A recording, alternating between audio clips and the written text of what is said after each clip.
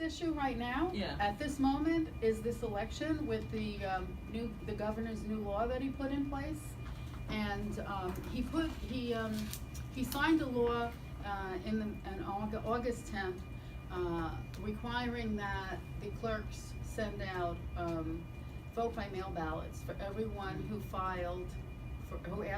requested and received a vote by mail ballot in the 2016 presidential election. We had over 26,000 people file for vote by mail ballots in that election, which is unusual because normally we get between 6,000 and 8,000 vote by mail ballot requests, and also required that we notify people that they can opt out of getting the vote by mail, because not everybody asks for one every year. So you have people that are going to receive a vote by mail ballot and not understand why they're getting it.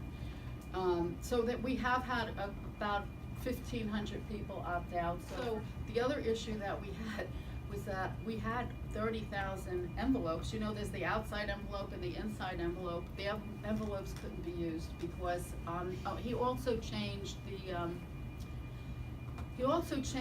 the date when you have to get the vote by mail ballots into the Board of Elections. So what the problem that we had with the envelopes is that he changed the date for receipt. It used to be that you had to have your vote by mail ballot into the Board of Election by 8 o'clock on the close of election day. He increased that that it needs to be postmarked by the close of election day at 8 o'clock, but it has to be accepted. As long as it's postmarked for 48 hours, they still have to accept them. So that's going to be an issue. The other thing is the polling locations. Normally, I don't know if you know, but if you ask for a vote by mail ballot, your name is basically, you can't vote in the polling, and you can't vote there. You can't vote in the machine. And we have people that have asked for vote by mail ballots, and they either don't remember getting it, or they threw it out and didn't, and they don't think they got it, or they sent it in and they don't even remember filling it out and sending it in. So they'll go to their polling location, and when you do that, then you have to vote on a provisional ballot, which is basically your ballot, the vote by mail ballot, but it's called provisional because you're actually sitting there at the polling location and filling it out and handing it in. So we're not sure how many people are going to go to the polling location to get and insist on voting by a provisional ballot. And so that is an issue, because how many provisional ballots do we print? And it's my job to print the provisional ballots and get them. And normally we send 50 provisional ballots to each polling location, not each polling district, because the location can have more than one district in it. So every district gets 50. I've ordered 200 for each polling location, because I want to make sure that if a number of people get there, that we are going to have enough ballots to be able to give them. I do not want to be in a situation where we've run out of provisional ballots, and I can't really judge. So we're going to be sending, we've increased it now, we're going to be sending out 100 provisional ballots to each district. But we've ordered 200 for each district to make sure that we have enough.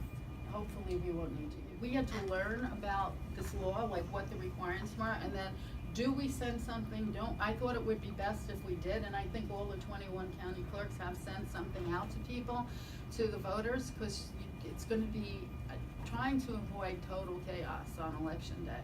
And so we did send it out. By the time we sent it out, like a week and a half before you got it, but the printer, the mail didn't arrive. I don't know why it took 6, 5, 7 days for it to get to people. So we extended it to, I believe, the 18th.